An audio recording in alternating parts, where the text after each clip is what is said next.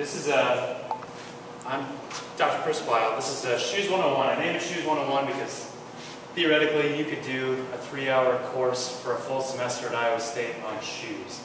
We're going to try to cram that much information into about half hour to 40 minutes here. So, I mean, I'm not going to answer every single question you may ever have about shoes, but hopefully I can give you a good overview of shoes, and more importantly, your feet, and then how that kind of relates to running. So, just real quick, I don't know if any of you guys are here for the last one I did on shoulder presentation. This is kind of a similar slide. I'm Chris Feil. I've been here for about, I don't know, like a month and a half, working out at least like twice a week here at Goals, so I kind of have an idea of what you guys do here. I went to Iowa State about 10 years ago, exercise science, then I went to chiropractic school. After chiropractic school, I went out east for about 4 years. I went out there originally to go to the Naval Hospital, and I practiced there on an internship. Then after that, I started working for a sports chiropractor in Baltimore. He's actually he was the chiropractor for the Baltimore Ravens, so he had a busy month. But I worked with him, I worked with the University of Maryland, some AAA baseball teams, a bunch of other recreational runners, athletes, and then just your general, everyday 90-year-old grandma who has pain in her back or her foot when she cooks and wants to get better. And that's the type of people I like to work with. A little bit about myself. I'm ridiculously injury prone. So, I mean, makes me a better practitioner. I mean, as far as my running injuries goes, I've had plantar fasciitis, I've sprained my ankle multiple times, I've had a stress fracture, I've pulled a calf muscle, hamstring injuries, quad injuries, hip flexor, and then some low back pain as well. So I've kind of run the gamut as far as injuries go. My running background kind of starts, I ran in high school and cross country, but honestly I'm probably faster now than I was in high school. I didn't really start running until I got to Iowa State, so it's kind of like gone full circle. The other day I was running kind of one of my old loops I ran about 10 years ago, and it was just kind of a weird, kind of coming back deja vu. I started running marathons at Iowa State. I don't run marathons anymore, I just don't have the time to train for it, but I still like that just kind of recreational feeling that running gives you. Other things about me, I do have a dry sense of humor, so laughing's okay during this. Some things are meant to be funny. The reason I do this talk, and this goes back to like the first time when Kim and I talked, we went over some things, just kind of what's maybe lacking in the Ames community, and one of them is Ames doesn't really have a running store. Ames doesn't really have that place that you can go if I need shoes or I need something special for my feet. I mean, there's shoe stores, but there's nothing specific. Like I know if I go to this place, like there's a place in Des Moines that people go, but that's a long drive all the way from Ames to go to Des Moines just to get a pair of shoes.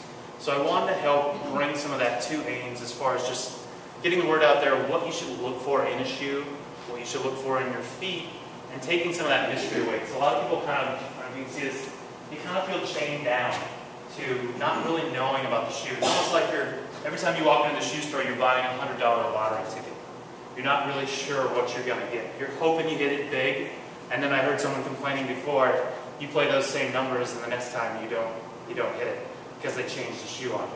So now what do? And that's one of the things. You don't want to just keep playing the lottery over and over again. That's good for the shoe company, but not good for your wallet. Other things I kind of like about this picture is, and stuff to see, I don't know what's going on there, but when you look at this, the foot, it's not all about the shoes. It's sometimes about the foot. When I look at this foot here, you can see the second toe is longer than the big toe. That's what we call a Morton's foot. That changes the type of shoe you need to wear. You can see here, well you can't really see, but these toes are hammering. So they have some hammer toes going on.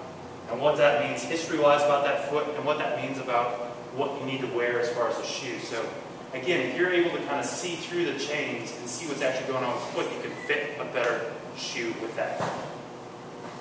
So again, making you an informed consumer is my goal here.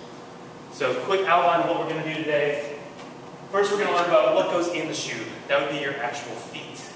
And then we'll talk about actual shoes. And I got a couple out here. They're all different. I mean, you may look at these shoes all right here. You may see some subtle differences, but hopefully after I get done talking, we kind of hand these shoes around. You twist them and bend them and move them.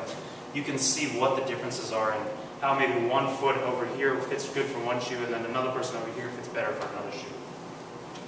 And then we're going to get into, really quickly, we're not going to spend a ton of time on this because it's kind of a lecture in itself, just on the relationship between shoes, your feet, and how you run. Because there is some technique to running. And then just intermittently in here, I'm going to talk about some common running injuries. So a little quiz here, show of hands, who in here are runners? Anyone? Who in here wants to be a runner? Perfect. The runners that are in here, what type of distances do you do? Like raise your hands, like the 3 to 2 mile, 4 mile range. Any marathon runners in here? Okay, so we got one. Running styles. Raise your hand if you do any of these.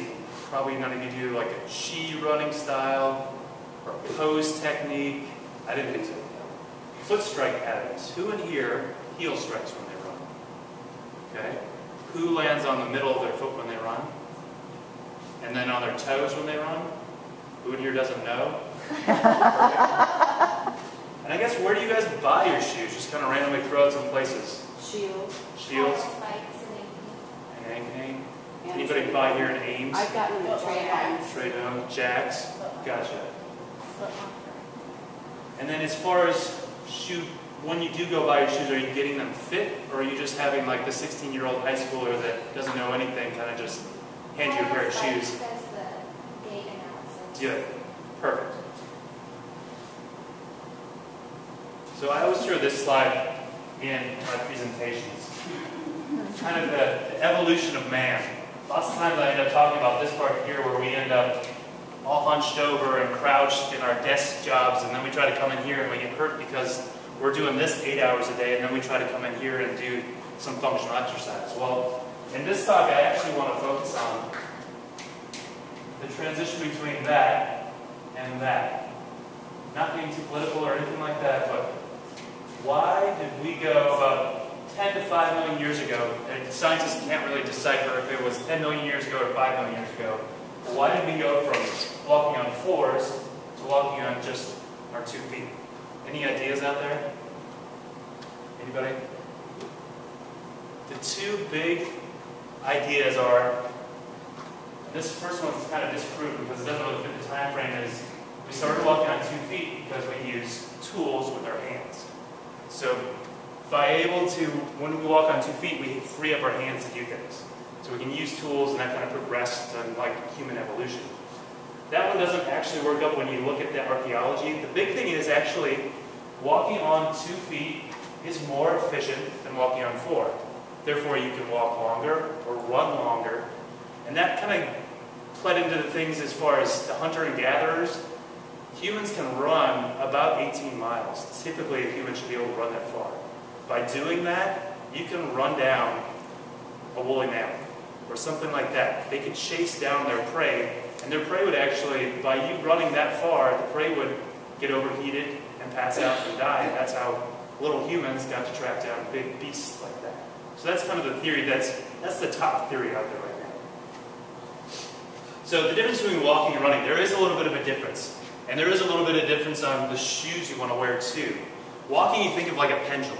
You're using gravity to walk back and forth. It's a nice soft cadence. Running, you're relying on your ligaments and your tendons to act like springs. So you're trying to get that kind of elastic, bouncy quality. So there's a difference when we walk. Lots of times it's a lot more rotation in there. You'll see a lot of twisting in the body and the torso, and that's used to kind of just use gravity to kind of pull you through. Versus when you're running, it's a bouncy, springy motion, and we have to kind of gauge that, and especially what you're doing. When it comes to kind of that program Kim's putting on, some of it's going to be walking and some of it's going to be running. So my goal here is to kind of move you in the right direction to find a shoe that's going to work for both. So, introducing yourselves to your feet. Many times you guys may not think about your feet too much, but that's really kind of the most important thing when it comes to actually fitting a shoe. It's not the color of the shoe, if it's pretty pink or if it has a swoosh on or anything like that. It's how your foot actually fits into it. Each person's foot in this room is totally different. They're just like fingerprints. Your feet have a totally different mechanism as far as the anatomy and how they're structured and shaped, and just how you use it. Actually, it's kind of scary, but not really. In some of the world's busiest airports, you are monitored on how you walk. They counter-terrorism. They actually have force plates in the ground, so when people are walking through the airport, they can tell just like a fingerprint they have different people's gait patterns down. So like little red flags go up when someone walks through that has a gait pattern that's on their list. So that's how distinguishable your gait pattern really is.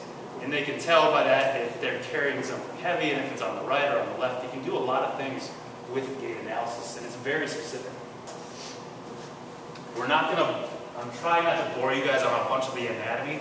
The reason I show you this slide is just so you know there's a lot of different bones. There's 28 different bones in your foot, and there's 31 different joints. So there's a lot of stuff going on in your foot. It's not just a simple mechanism there. You can kind of see, big things I want you to see here is your heel bone, or your calcaneus, and you can see how there's an arch right through the middle of the foot there.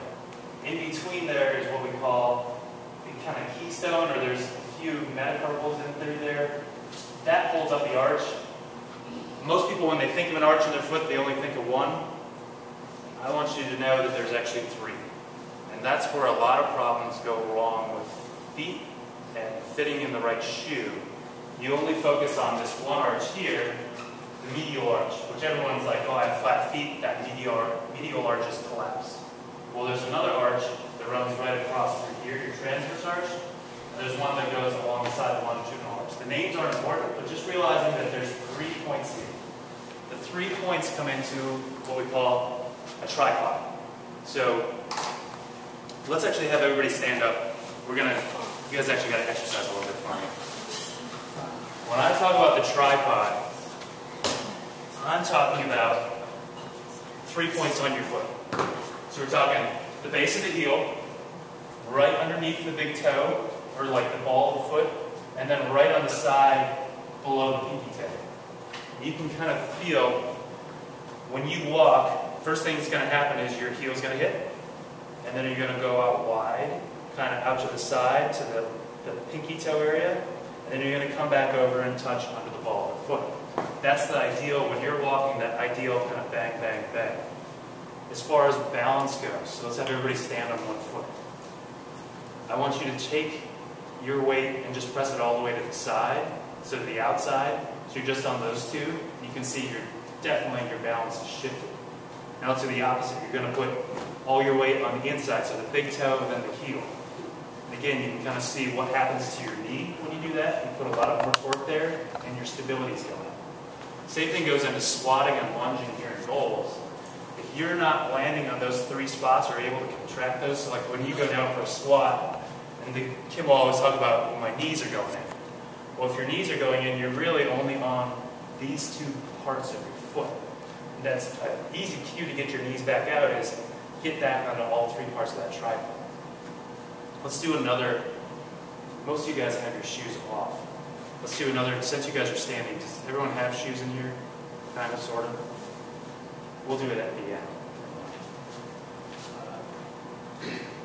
You guys can sit back down for a second here.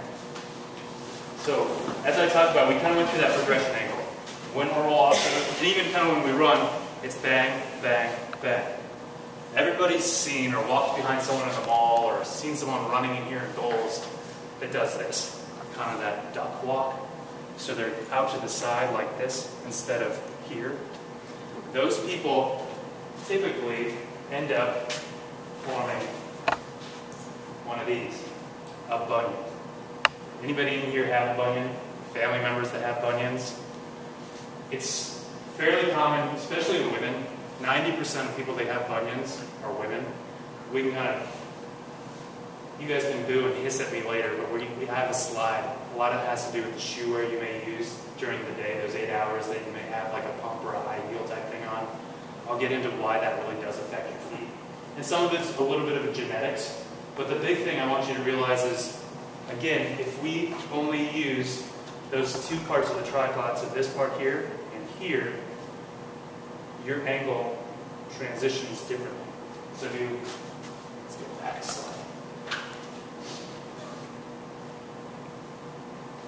You can see here, this is what it normally should look like. Heel, and all that force just goes out all the foot there.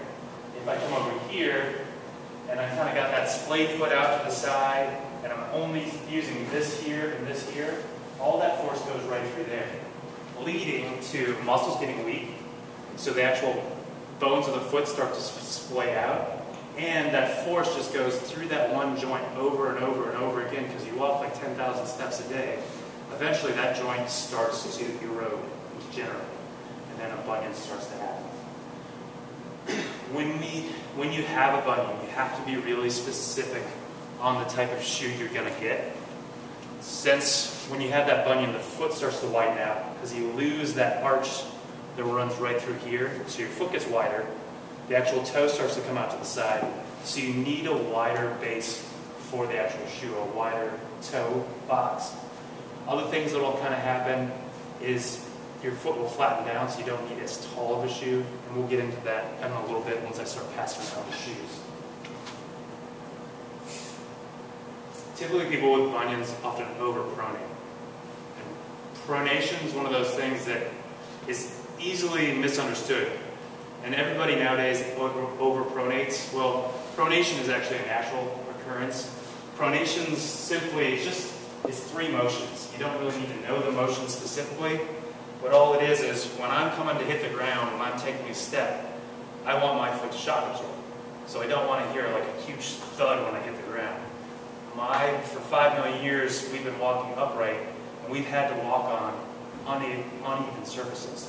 So when I come down, pronation basically is my foot coming up, over, and to the side. So it kind of makes my foot a loose bag of bones. That's important for shock absorption. It's important for just being able to hit the ground. So pronation is normal. Everybody pronates. We'll get into what's overpronation in a second. The other word is supination. Again, I don't care that you memorize the word, but supination means my foot turns the exact opposite. So now it comes in, over, and up, like that. What that does, it makes your foot rigid and tight. So when this relates to running, I come down, I shock absorb, I pronate, then all of a sudden I turn into supination, my foot gets stiff, and I'm able to push off.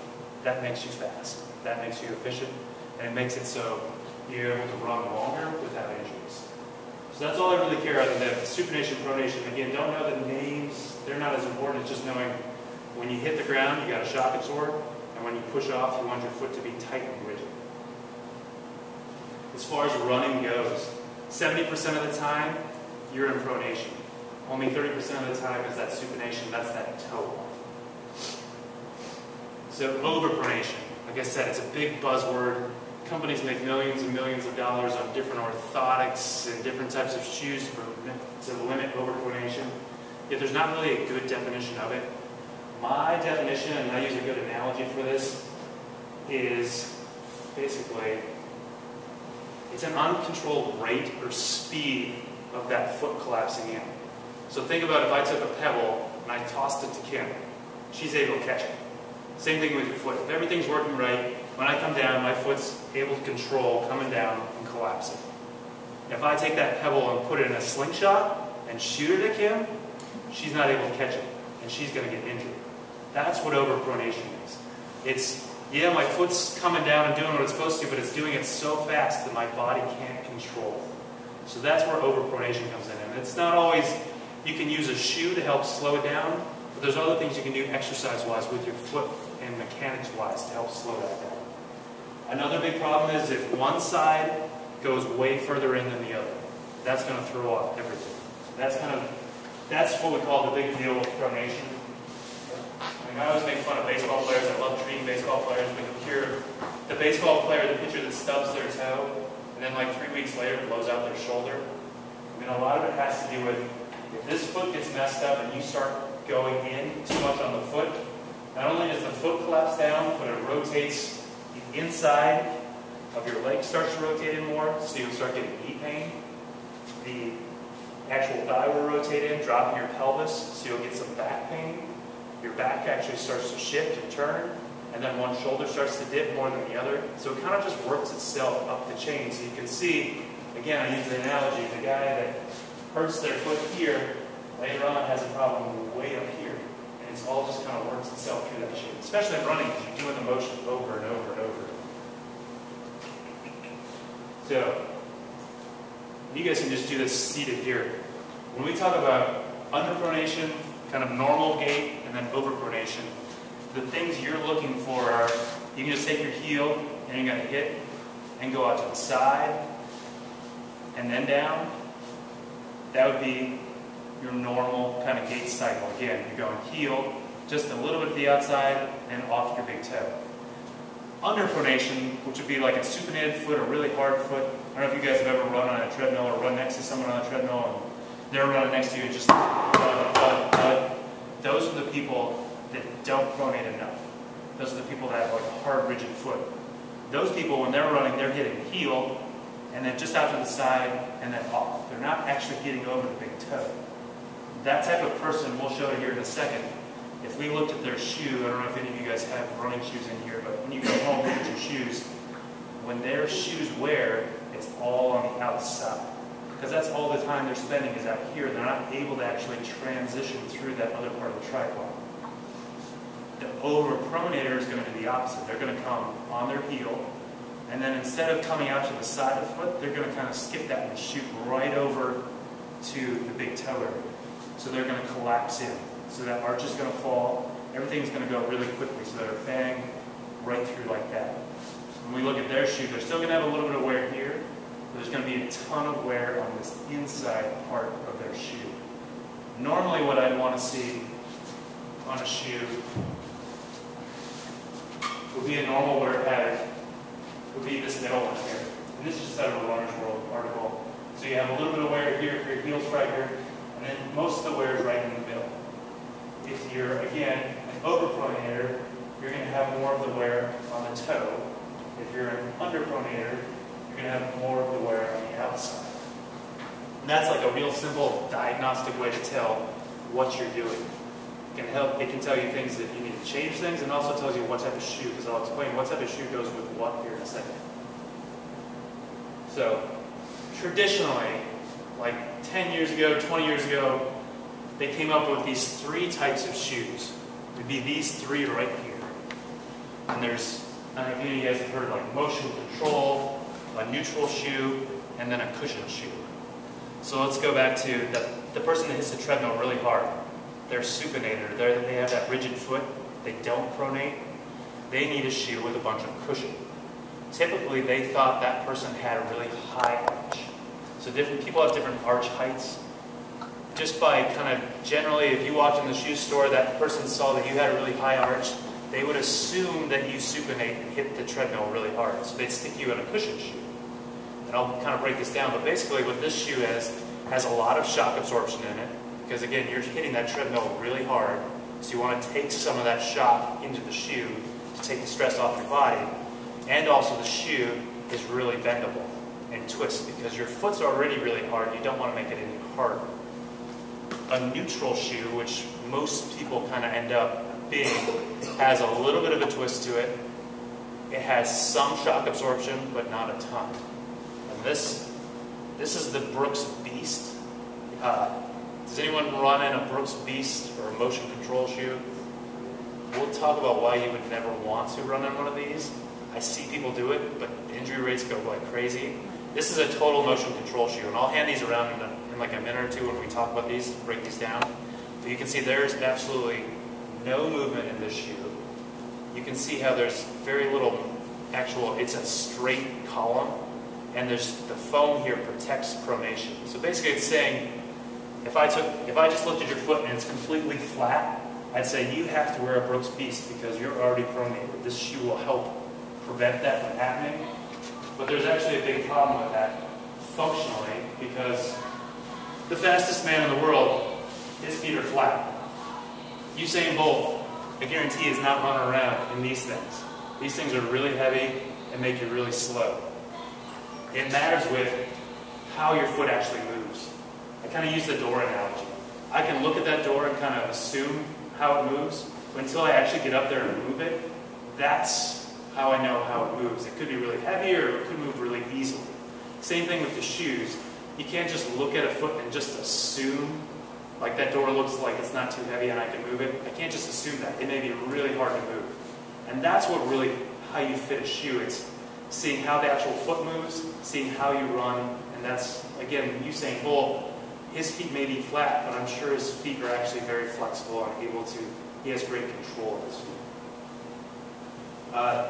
They do, like I said, the military is good for one thing, it's a lot of studies.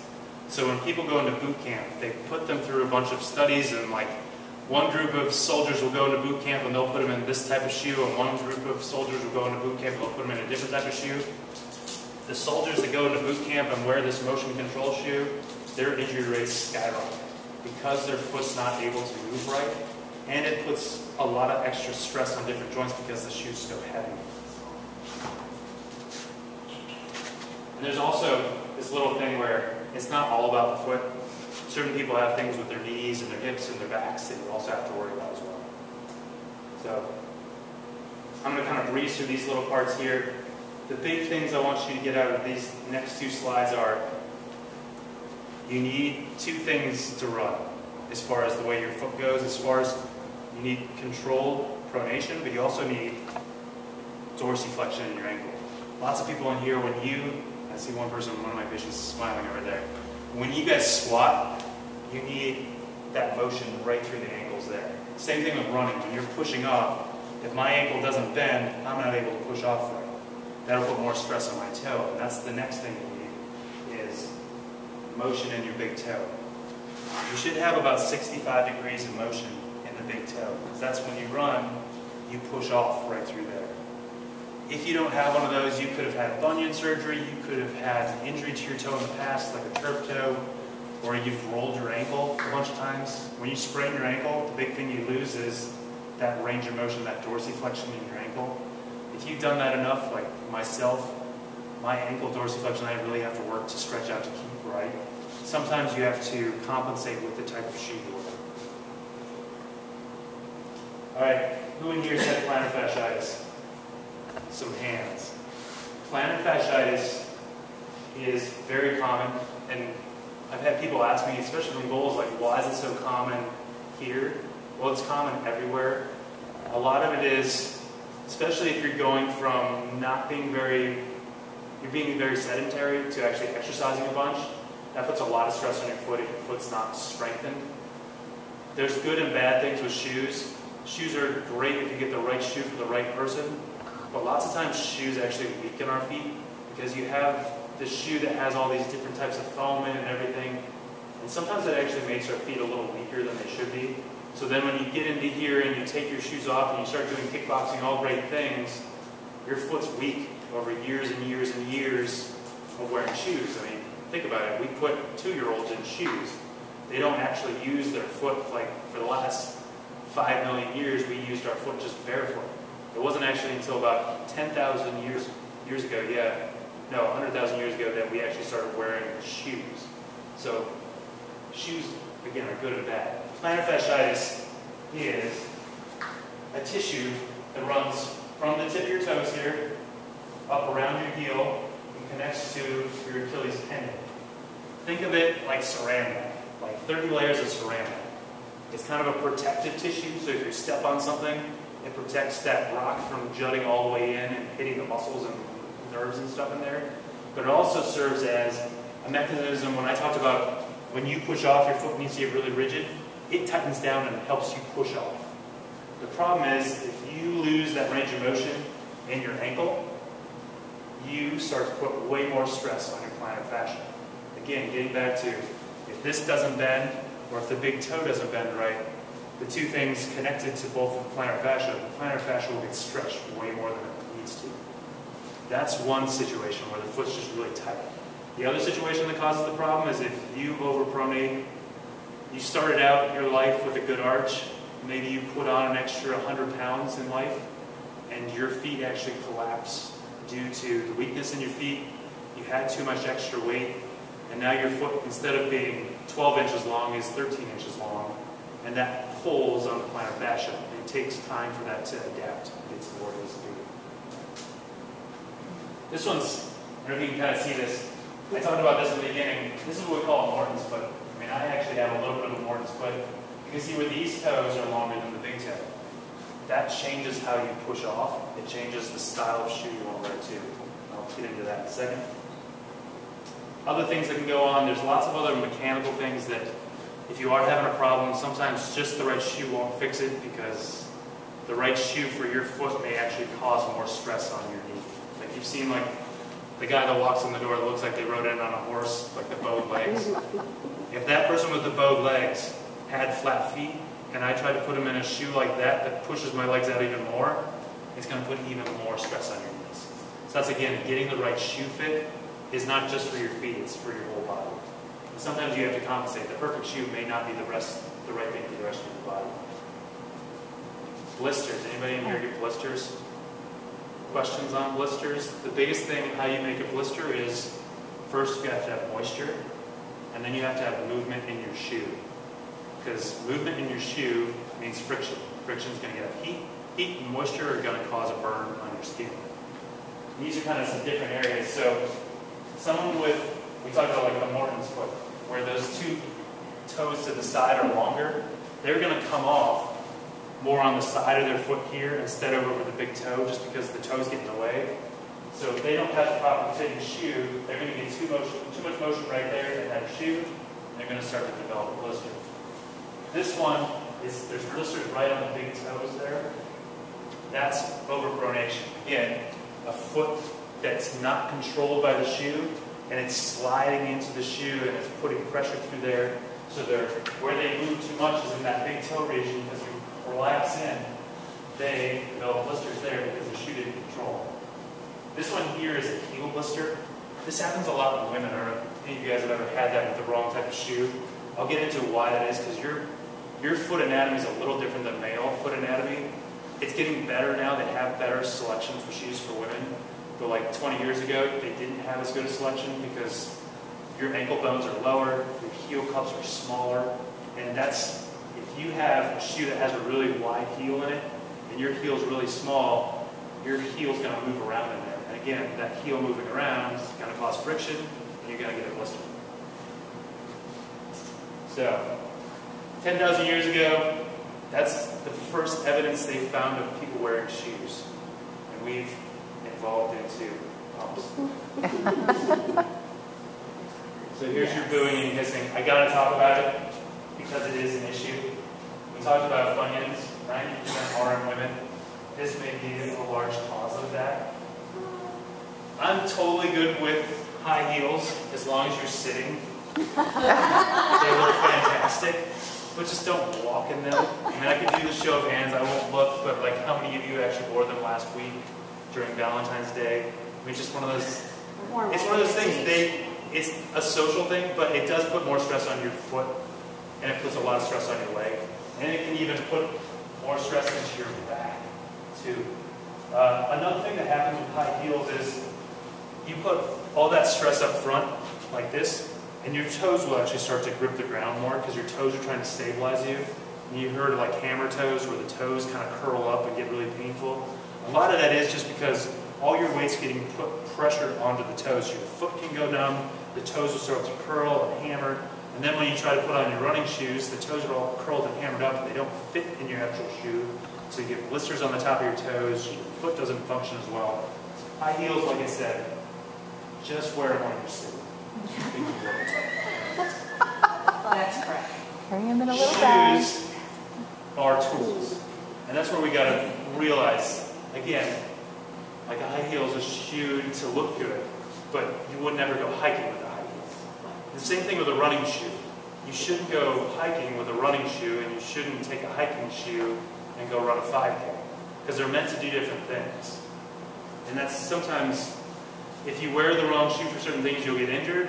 But also, the interesting thing about shoes is, if you wear a shoe too long, so if I run in this shoe for 500 miles and the foam starts to wear out, that shoe starts to do different things. And now my foot does different things because different parts of the shoe that were supporting me changed. So now my hammer turns into a screwdriver, and I actually end up with more problems. So that's where we'll talk about changing shoes out. It does make a big difference. So, kind of the secret with shoe companies. First big problem is, they're like, I mean, I relate them to kind of NFL teams. NFL teams, the coaches change year after year. And so one team that was doing this type of offense, now everybody else in the league does this type of offense because all the coaches just spread out and teach that offense. Same thing happens in the shoe companies. The engineers bounce year after year. Some company's going to pay some New Balance guy, Nike's going to pay him an extra couple $1,000s to come over there and do his technology on their shoes. So the technology changes quite a bit. And the engineers change, the new engineer comes into your shoe company and changes that shoe that you loved for the last year and a half. That's why your shoe changes, because they're trying to add something new to it when you wish they would have just left it alone. Other things. I mean, there's not rocket scientists building your shoes. Most of them are made in like Taiwan or Korea or places like that. And usually, if you look at the shoes in the store, I mean, if you look at the price range, it could be anywhere from $60 to $120 or $150. Usually, each company only has about 3 different designs for the sole. The rest of it's just, they call it shoe bling. They're pretty colors, they're little extra things. The big thing is you need to look at the shape through here and what they have as far as the padding and the midsole. The rest of it actually is that shoe worth that extra $30? Probably not, because it may be the same as another shoe. So real basic things. When we talk about the shoe, you have your outer sole, you have the midsole, which is that foam in between. You have different parts as far as like the vamp and the toe box. New kind of trendy things out there right now. Has anyone heard about drop in shoes? When I say the word drop, that means looking like, so you look at the shoe I have on right now, this is what we call a low drop shoe. Meaning that distance between the heel, where my heel hits on the ground, is shorter compared to here. Versus looking at like this, where you have a big drop. So this is short up here, but this is big back here. You can kind of look at your shoes, if you have a smaller drop or a bigger drop. What that matters is, I mean, you can almost think about it as like high heel wise, how much stress you're putting up versus down. And that matters, again, when we'll get into it in just a couple seconds, how you're hitting the ground. Are you hitting with a heel strike, or are you hitting a midfoot or a forefoot? And that will kind of change what type of shoe you want to wear depending on how you strike the ground. It also puts, if you try to dramatically, say you've been wearing a shoe like this that has a high drop for like a decade, then all of a sudden you go to a shoe like this that has a 0 drop, so basically there's no heel there, you're going to put a bunch of strain on your Achilles tendon. And you're going to have an Achilles injury. It's not that these shoes are horrible for you or there's something wrong with these and they should be taken off the market. It's just your body's adapted for so long to one thing, you need to transition slowly to the other. So, the shapes of shoes. You can look at these too, and I didn't really go over that. We look at this one, it's really straight. We look at this one, we see how there's a bunch of curve through there. Again, that has to matter with how much you're bending in the shoe and how much twist you have through that region. Having the wrong type of shoe shape can cause blisters and it can cause just uncomfortableness when you're running. The rigidity, how much it twists, that's a big thing we'll go over next here. So, when you actually go buy shoes, there's a couple things, and I have a sheet for you guys all when you leave, what you want to do. You want to pick up the shoe. You want to see how heavy it is. You want to twist it. You want to see where it bends. And you want to do a couple other things when you bend it. We talked about bending through here, through the middle, but it also matters where it bends at the toe. Different shoes bend differently at different parts of the toes. Just like when we looked at that slide where the person had the really short big toe and long little toes, you can have various things on there. You can have a really long big toe, and that long big toe bends all the way back here, but the shoe bends up here. You can get what we call like a turf toe. Basically, that shoe doesn't fit you right. And sometimes that's some of the problems you see in like high school sports where all the kids have the same shoes, like all basketball players have to have the same Nikes, so they all look the same on the court. But it doesn't take into account that little Johnny over here may have a toe that doesn't fit quite right into the shoe, and now every time he moves, that shoe bends here when his big toe bends back here, and that's where he ends up getting turf toe or plantar fasciitis or something like that because the shoe doesn't fit him. So other things you need to do when you are walking kind of through the toes or walking in the shoes, or just when you take a shoe and you look at your foot, and I know I have a really long big toe or a really short big toe joint, you've got to look for a shoe. Like this one bends fairly close to the top versus getting a different one that may bend further down. So again, matching where your toe bends, and you can cheat that too by getting a shoe like this, which we'll talk about, where you see, looking at it, how this comes all the way up here. So it mimics that toe bend for you. So if you have a bunion and you don't want to irritate the bunion, or your big toe just doesn't move, this shoe cheats and bends for you. So there's other little tricks you can do with shoes when you look at it. The last thing, you look at this shoe and you see all these different colors of foam on it. That's not all for looks. This is what we call dual density foam. Like I talked about, this is the Brooks Beast. It's that shoe for motion control to limit all pronation. Basically, when I say poke at the shoe, you want to feel the different foam. So when I pass this around, you're going to feel the black foam is really cushy. The gray's not as much, and the red's really hard. So basically, when you're coming down, you're going to go into the soft foam first, then slowly go into the harder foam, and that's going to try to slow that pronation. So if you need to control pronation by looking at your shoe, or afterwards here I can look at some of your feet and I have a sheet that I'll mark down on you if you need a certain type of shoe. That's what you're going to be feeling for. Is there a bunch of control there? You can tell if there's control if there's that gradient between hard foam and soft foam. So, back to the cushion shoe. I'm going to pass these around.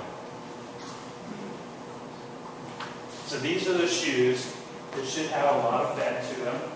So they should twist. And lots of times in the middle there, they won't, you can see how this one's completely flat. A cushion shoe is going to have that arch cut out. Like on that one, there's that little space in here. Again, that makes it so that shoe bends. If you look at that shoe there, when you take it up, you'll see that it's a C shape, it's not straight. Again, that person with that rigid foot is up and over, and they want to be able to get through that area. It's basically to help them pronate. It's kind of to drive them towards the big toe, because they're stuck on the outside of the foot. When we get to a neutral shoe or a stability shoe, this is what most people end up wearing, and especially if you have orthotics. Like if you go somewhere and get professionally fit for orthotics, they fit the orthotics for a shoe like this. So if you go to the running store, you're supposed to get a neutral shoe.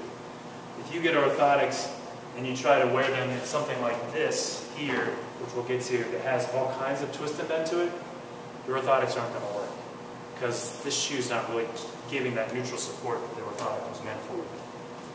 So back to the neutral shoe. This one's going to have a little bit of a twist to it. It's not going to have as much of a cutout in here, and it's a little straighter. You'll feel it's a little heavier, and lots of times neutral shoes will have a little bit of dual density, that foam that kind of slows you down. Compared to the next shoe, which is the Brooks Beast. This shoe, the first thing you'll feel with it, it's ridiculously heavy. So think about running a 5K race where you're taking a couple thousand steps. You have to lift this shoe that many times. You can feel how straight it is, and you can feel how it actually limits if you're not able to twist it as well.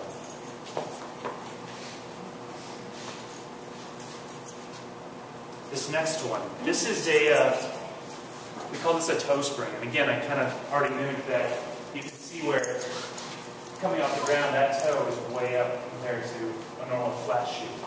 This compensates for either, if you have a really bad ankle, say you've sprained your ankle bad, or you've had a surgery on your ankle, or the bunion, where you can't bend and can't get that push off, a shoe like this with a higher toe will help you cheat and kind of get through there.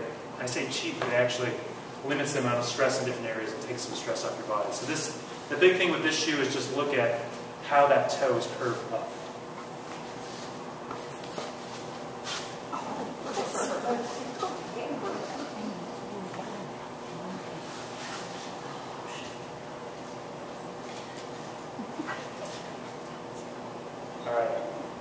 The difference between male and women's feet, there is actually a difference.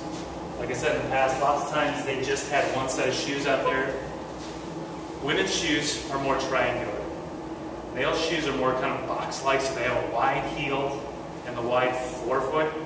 Women's typically, and I say this, not every woman probably has the same foot, but usually they have a smaller heel. Again, if that becomes a problem, if you have a really wide heel and your heel's really narrow, your foot's going to be bouncing around and you're going to get blisters. Your foot's going to move more than it needs to, and you can lead to some pronation issues. Other things is if you look at the little bumps on your ankles, they're called your malleoluses. Women's are usually smaller and closer to the ground.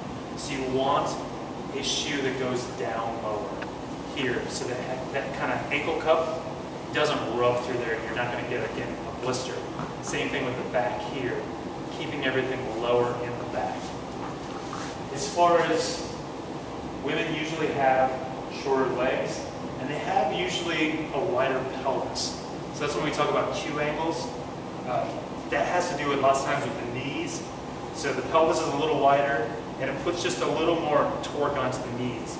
Lots of times that will cause the feet to kind of collapse in a little bit.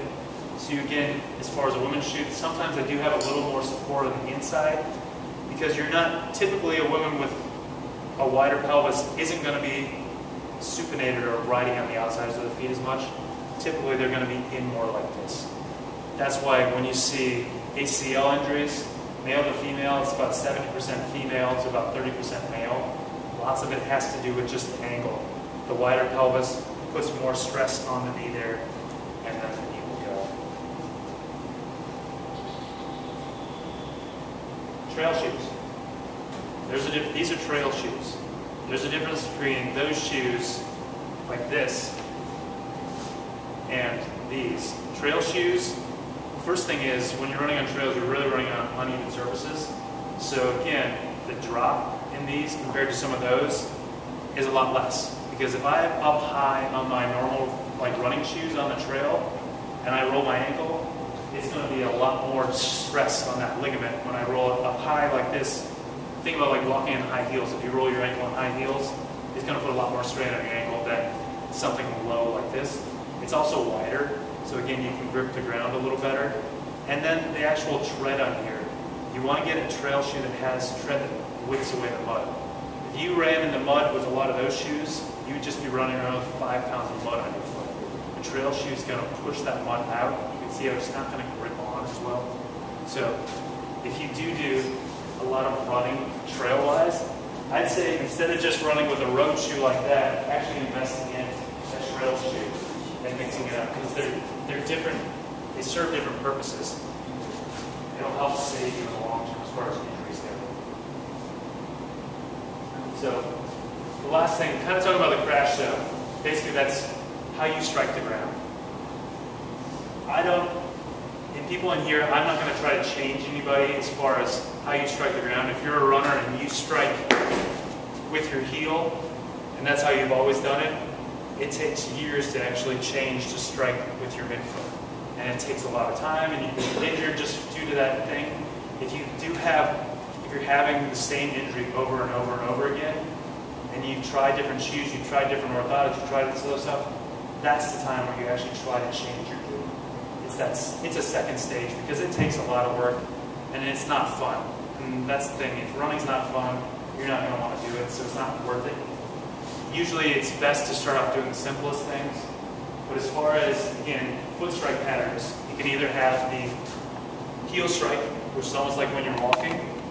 You can have a mid-foot strike where you kind of land right in the center of your foot, and then you can have the toe strike where you're landing on the forefoot. You're kind of up in the air all the time, and your heels rarely ever touch the ground. The big problem with the heel strike is, again, think back to that slingshot analogy. It's not the motion that we're doing with it, it's how fast it's happening. So this is a person with heel strike. This is just the force diagram. You can see the big difference between these two curves is this little spike here. Whereas this one is it's a person that's using a midfoot strike. So when you do that heel strike, it sends a shock straight up your foot, into your knee, into your hamstring, into your back. Because you're not able to absorb that shock as much. Humans probably didn't, well, I know humans didn't evolve with a heel strike as far as running. There's all kinds of studies out there, like Aboriginal tribes that run in Africa. They run more of a midfoot strike. But the problem is, again, we've been wearing shoes since we were 1 or 2 years old. And these big heels here that have a ton of shock absorption make it really easy for us to heel strike. So it's something we've learned. It's 30 or 40 years of learning. It's tough to change that. but that's where that heel striking, it does that increased shock, causes hamstring strains, pelvis issues, lower back issues, versus getting to more of a midfoot strike. And that's where kind of this debate's come in over the last couple of years on minimalist footwear. And that's this next shoe I'm going to hand around. There's different types. You've probably seen those toe shoes, the 5 fingers, people wearing that have like literally each toe has like a little glove around it. This is a Minimus by Vibram. The big thing here is basically you're taking all the extra shock absorption and control out of the shoe. And you're trying to do the exact opposite. Instead of the shoe doing all the work, your foot has to do all the work. It's a great concept, but sometimes it's too much. People pop in those shoes and all of a sudden now they have nasty plantar fasciitis. They have Achilles issues because they're used to a high shoe and it drops them down. But it's also good for things like transitioning into things like goals. Eventually, if you could get working out in here where you're on a soft surface, but you could wear a shoe like that that gives your foot that ability to move, it'll actually help strengthen your foot. And that's one of those things. Switching over to a shoe like that, if you're already a runner, say you can run 10 miles a day, no problem. If you switch over to a shoe like that, you probably will only be able to run about 3 blocks before your foot starts to hurt. It's not that you can't do it, it's just your feet are so used to running in shoes that have all that stability for you, you can't transition into actually using the muscles of your foot. It does do some things for you. If you do want to change your gait, you can transfer over to a shoe like that and try to do it really drastically. Or this shoe that I wear, it's a hybrid. I'll hand around some clean ones. This shoe, again, has a smaller drop on it. You can feel how light it is. Or you've seen the Nike Frees, like the ones that bend and twist a whole bunch. The principle there is you're able to get that motion in your foot. So that person, especially for that person that hits the treadmill really hard, has that really dense, rigid foot, putting a shoe on like that has a lot of bend and twist to it, over a period of time it will mobilize your foot. I've had plenty of patients that we've kind of talked and they switched over and then they come see me in a couple months and I feel their foot again and their foot's so much looser because they've gone for something like a shoe like that that's protected their foot and their foot's got really dense and they sit at a desk all day long to something like that. When they exercise, it's like slowly mobilizing and massaging your foot over and over and over again. I like switching to something like that or a Nike Free versus going dramatically to 5 fingers or a motion control shoe like that. The last couple little bits, again, we talk about orthotics. If you're doing orthotics, you got to wear a neutral shoe. Otherwise, you're spending $1,000 for orthotics and you're using a shoe that doesn't work. Trying on tips. When you guys go for shoes, try on shoes at the end of the day. Anybody know why? Feet are bigger. Yep, feet swell. Ideally, it'd be after you go for a run. That's when you try on shoes. Your feet can swell like a ½ inch. If you do a marathon, at the end of that marathon, your feet can be like a ½ inch bigger. So you want to make sure, sometimes getting a shoe that's a little big is not a problem. No one ever complains about having a bigger house. No one should ever complain about having a little bigger shoe. As long as it's not too big and you're moving around. Shoes aren't cowboy boots. You shouldn't have to break them in. You're in the wrong shoe if they're trying to stretch them out and like break them in. They're not leather shoes. They should fit right the first time you wear it. And don't be in a hurry when you go to fit on shoes. Put the shoe on, walk around the store for like 5 minutes and see how your foot really feels in it. Ideally, like a good running store is going to let you run in that shoe. They're going to let you take it outside and run a little bit and see how it feels. So, quick here on injuries. Studies show anywhere between 55 and 49% of all runners have an injury every year. So that's, I mean, if that was a population of like chimpanzees, that population would go extinct because you're just hurting yourself over and over again. There's lots of reasons why. We talked a little about, it could be the wrong shoes, it could be the wrong orthotic. Some of it's probably technique. I'm going to run over a couple things on technique here. Training plans. First of all, if you don't have a plan, that's where lots of times you get in trouble because you're not getting your rest days in. You're trying to take it on too fast. And just having bad muscle balance. Anybody watch Friends? Phoebe running? So no one teaches you to run. If you want to go learn to play golf, you're going to go find a golf instructor or a buddy that knows how to play golf, and they're going to teach you step by step how to swing a golf club. Running, everyone just assumes they can run, which is not always the truth. And sometimes you do need a little coaching and a little introspection just to see how you actually run. So this is well, Lisa Cole is what most people probably know her. She's cool now, she got married, but she ran here at Iowa State. She was, I think, 7-time NCAA champion, holds a record in one of the 10,000 meter runs. I mean, she's one of those things where in high school, she wasn't even really that sought after. I mean, she wasn't a top recruit coming to Iowa State. She didn't even place in her state high school cross-country meets. It's one of those things as far as running goes, and this is something if you guys have kids, don't ever just because they're not good at sports in high school doesn't mean that they're not going to progress. She got 13th place in the Olympics this year. But I showed this picture here just because we're going to kind of look at her form and just little things that you can kind of pick out with this so you can try to transition with yourself. First of all, head position. You can see her face is nice and relaxed. Her head's upright. It's not looking down at the ground. She's not looking like this where she's craning her neck. Nice and straight, looking horizontal. Coaches are always going to tell you to have at least one eye on the ground at all times, though, just so you miss the rocks and the potholes and all that stuff. Relaxed shoulders. Lots of times, either you're in here exercising like this, or you run with your shoulders basically up at your ears. That makes it hard for you to breathe. It puts a lot of stress on your neck. It's just one of those things, it's that stress response. You want to make sure the shoulders are down and relaxed. Arm extension. Everybody, if you run punching-wise like this, lots of times you'll see people running here in front versus this back here. If you run in front, you get a lot of twist. So you're twisting through your back, you're twisting through your middle back. Again, do that for over a 5K day after day after day. Twisting is going to lead to irritation and inflammation. Whereas if you look at a good runner, lots of times they're not punching, they're pulling. So the elbow's just going straight back.